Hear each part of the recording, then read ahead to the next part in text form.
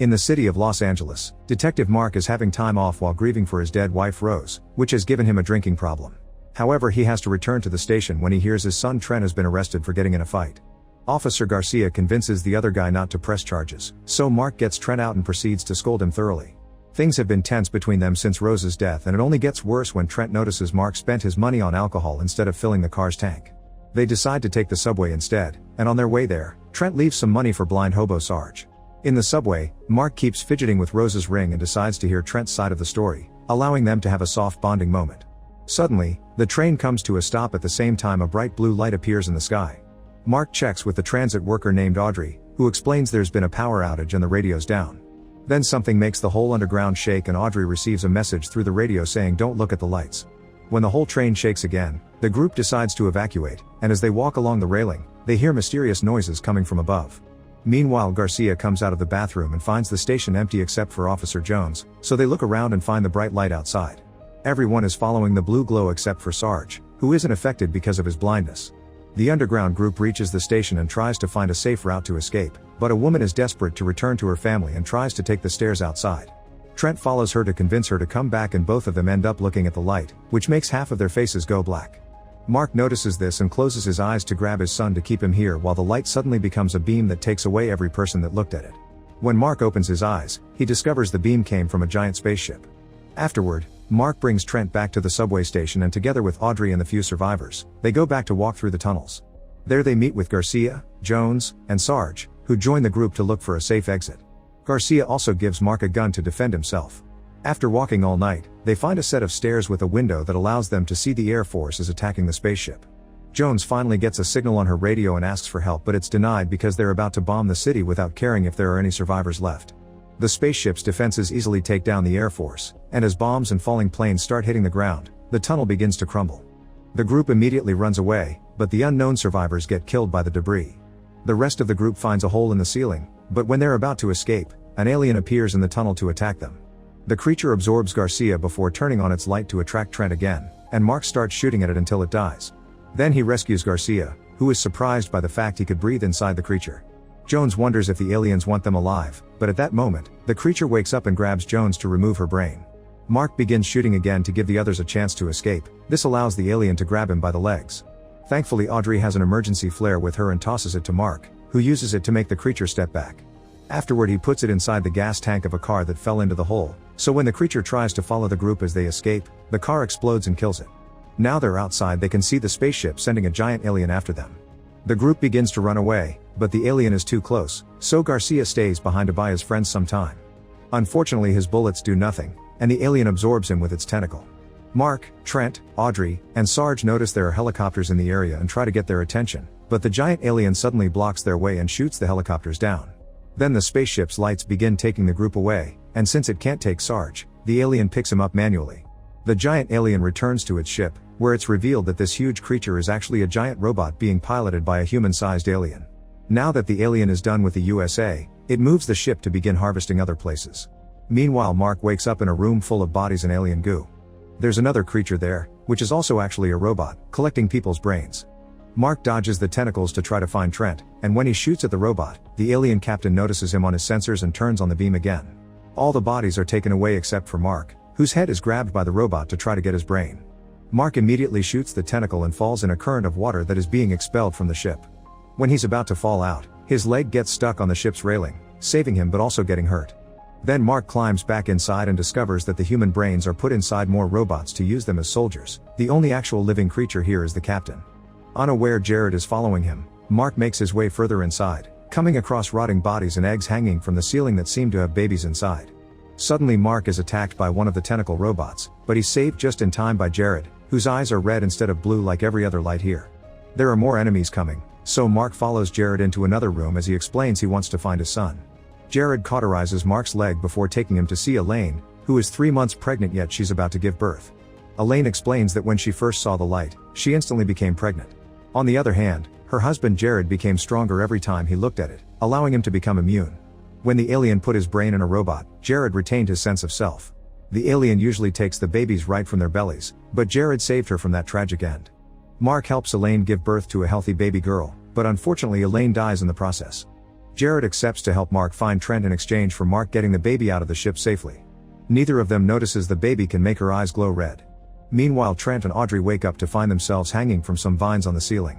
Trent manages to get the other flare from Audrey's pocket and cuts her vine, then he grabs Audrey and throws her on the stairs. He jumps after her and together they start making their way down, only to discover Sarge is hanging from a vine too. After Jared and Mark leave the room, the captain finds Elaine's body and begins tracking the baby. Jared first takes Mark to the armory, where he provides him with an alien weapon that connects directly to his arm's nerve cells. Then Jared begins setting up bombs to blow up the ship. He also uses the main computer to find where Trent is. At that moment, the captain shows up, so Jared opens a passage to send Trent to the vine room while he stays behind to fight the captain. In the vine room, Mark finds Trent jumping on Sarge's vine to rescue him. Making the vine swing, Trent frees Sarge while Mark puts down the baby and rushes upstairs to offer his hand right before the vine breaks. Trent holds onto Mark's hand, but the robot's tentacles are stronger and sadly they drag Trent away to steal his brain and throw his body into the pile. Another tentacle grabs Audrey, so Mark jumps on it and cuts it with the alien blade Jared gave him. Audrey makes it safely to the floor and the robot falls on top of Mark, but he uses the blade to finish it off. In the meantime, the captain overpowers Jared and leaves him for dead. Jared is only pretending and reveals he still has a bomb in his hand. The captain goes to the vine room and Mark tries to attack him, but the blade suddenly stops working, giving the captain the chance to go after the baby. Sarge gets in his way to buy some time, and he gets wounded while Audrey retrieves the baby. As the captain turns to go after her and Mark, Jared finally activates the bombs and the ship explodes, crashing in rural Laos. The crash is seen by siblings Sua and Kanya, who work with a cartel group. There are cops in the area trying to stop the alien robots but also looking to arrest cartels, so Sua kills one off while Officer Juana is busy destroying the robot with a flamethrower. The siblings approach the ship and find one of the eggs on the ground, which Kanya puts away in her bag. Mark, Audrey, and the baby have landed safely thanks to the alien goo. Sarge is also alive but barely hanging in there because of his wound. While the group leaves the ship by jumping into the river, the captain also wakes up alive and begins working on making more robots with human brains. One of these is Trent, who sees his memories for a second before the programming takes over. A moment later, Mark and the others reach the shore, where they bump into the siblings. As they begin arguing over their intentions, Sarge dies from his wounds. Sua feels bad and accepts to take them with them to their camp, where Audrey changes the baby, who is growing at an alarming speed. While Mark is distracted washing his hands, Kanya checks the object in his pocket and finds his badge. Now the siblings think he's here to spy. Sua attacks Mark and the two men engage in a fierce fight while Kanya tries to keep Audrey away from the baby. Mark is keeping up well thanks to his training, but Audrey is inexperienced and Kanya easily overpowers her. At that moment, Juana shows up with more cops, so both fights are interrupted to make a plan. Mark promises to help if Sua can take them to a doctor for the baby, and a truce is formed. Sua guides the group carefully through the minefields, and when they stop to camp for the night, Mark tells them how there was only one real alien on the ship. He wonders if the humans inside the robots can be freed like Jared did. Afterward, Mark tells Audrey about Rose. The next morning, Mark is awakened by Juana.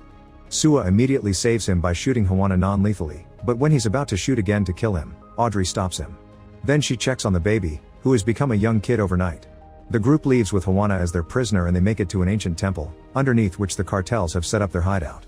Juana is locked in a cell and the kid is taken to Dr. Harper, who confirms the child is burning with fever.